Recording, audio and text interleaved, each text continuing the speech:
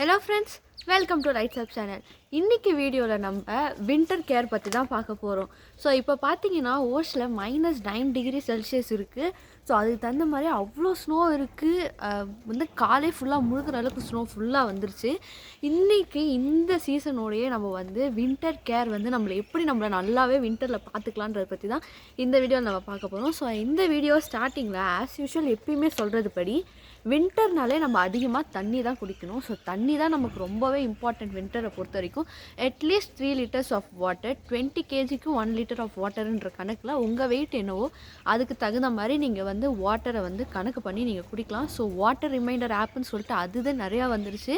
So தண்ணி குடிக்க time இல்லை, தண்ணி குடிக்க ஞாபகம் இல்லைன்ற எந்த ஒரு எக்ஸ்கியூஸும் சொல்லாமல் கண்டிப்பாக நம்ம தண்ணி குடிக்கிறது ரொம்பவே நல்லது.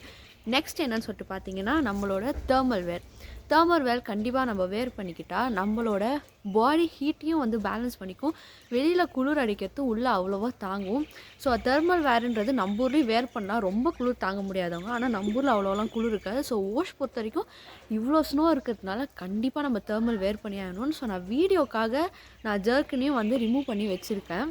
ஸோ அதனால் நம்ம டெஃபினெட்லி நம்ம தெர்மல் போட்டே ஆகணும். ஸோ பாடி டெம்பரேச்சரை கரெக்டாக காமிக்கிறதுக்கு. ஸோ நெக்ஸ்ட்டு குளிக்கிறது.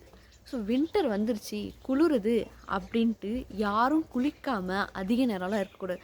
கண்டிப்பாக ஒரு நாள் விட்டாச்சு குளிக்கணும். டெய்லி இன்னர்ஸை மாற்றியே ஆகணும். அப்போ தான் நம்மளோட குளிரும் கம்மியாகும். அதுவும் இல்லாமல் நம்ம பாடியும் நீட்டாக இருக்கும். நீங்கள் 2 நாள் குளிக்காமல் குளிரில் போய் நின்னால் ரொம்ப குளிரும். அதுவே நீங்கள் ஒரு தடவை குளிச்சுட்டு போய் நின்னீங்கன்னா சுத்தமாக குளிரவே குளிராது.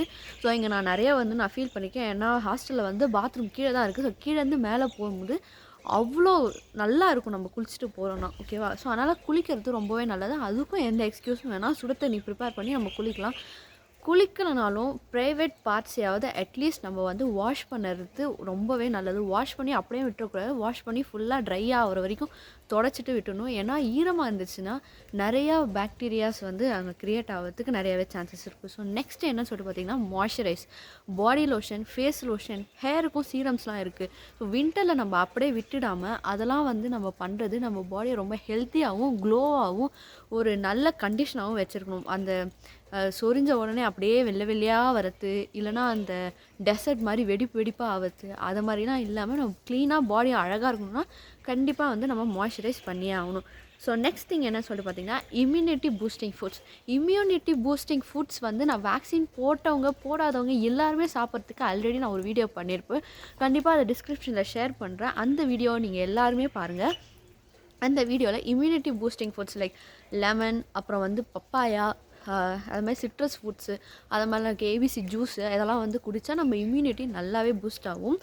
ஸோ நெக்ஸ்ட் திங் என்ன சொல்லிட்டு பார்த்தீங்கன்னா லியூக் வார்ம் வாட்டர். நம்ம குளிக்கிறதுக்கு, ஃபேஸ் வாஷ் பண்ணுறதுக்கு, இல்லை குடிக்கிறதுக்கோ யூஸ் பண்ணுறதாலும் ரொம்ப அப்படியே கொதிக்கிற தண்ணி, ஆவி போகிற தண்ணிலாம் யூஸ் பண்ணாமல் ஒரு சின்ன வார்ம் வாட்டர் அப்படியே நம்ம மெதுன்னு நம்ம குடிக்கிற அளவுக்கு இருந்தாலே போதும். ஸோ நம்ம ஃப்ரீஸ் ஆகிற மாதிரி இருக்குன்னா அதே லியூக் வார்ம் வாட்டரில் கொஞ்சம் மஞ்சத்தூள், இல்லை யூக்கலிப்டஸ் ஆயில், தைலம் ஏதாச்சும் ஒன்று போட்டு காலை கொஞ்சம் நேரம் நனைக்கிறது ரொம்பவே நல்லது.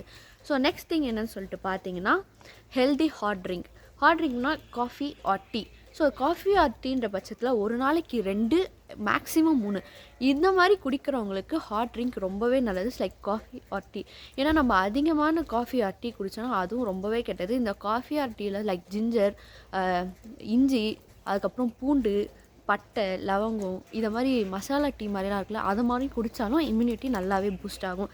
ஸோ செகண்ட் திங் என்னன்னு சொல்லிட்டு பார்த்தீங்கன்னா க்ளோத்ஸை நல்லா வாஷ் பண்ணி போடணும். ஸோ அப்படியே ஈரமாக இருக்குது வின்டரு காய மாட்டேங்குது துணி அப்படின்லாம் சொல்லாமல் உங்ககிட்ட அட்லீஸ்ட் ஹீட்டர் இருக்கும், இல்லைனா அயன் பாக்ஸ் இருக்கும். அதை வச்சியாவது துணி காயலை, இல்லை நல்லா காஞ்சிருச்சு ஆனால் கொஞ்சம் அப்படியே ஜில்லுன்னு இருக்குன்னா அதை மாதிரி பண்ணிவிட்டு போடுங்க. அப்போ தான் அந்த ட்ரெஸ்ஸு நமக்கு எந்த ஒரு டிசீஸையும் கொடுக்காது. ஸோ நெக்ஸ்ட்டு சன் கொஞ்சம் இருந்தால் கூட நம்ம போய் அந்த சன்னில் நின்னோன்னா கண்டிப்பாகவே நமக்கு அந்த விட்டமின் டி கிடைக்கும். ஸோ வின்டராக இருக்குது, வெளில போக மாட்டேன், சன்னில் நடக்க மாட்டேன்னு சொல்லாதீங்க. கண்டிப்பாக வின்டரில், சம்மரில் நடக்கிறது ரொம்பவே நல்லது. சன்னு கீழே கொஞ்சமாச்சும் நம்ம வாக் போகணும். ஸோ இந்த வீடியோ பிடிச்சிருந்தா like, share, comment and subscribe பண்ணுங்கள். வான் போல் வளரும், வளமுடன் வாழும். Bye friends.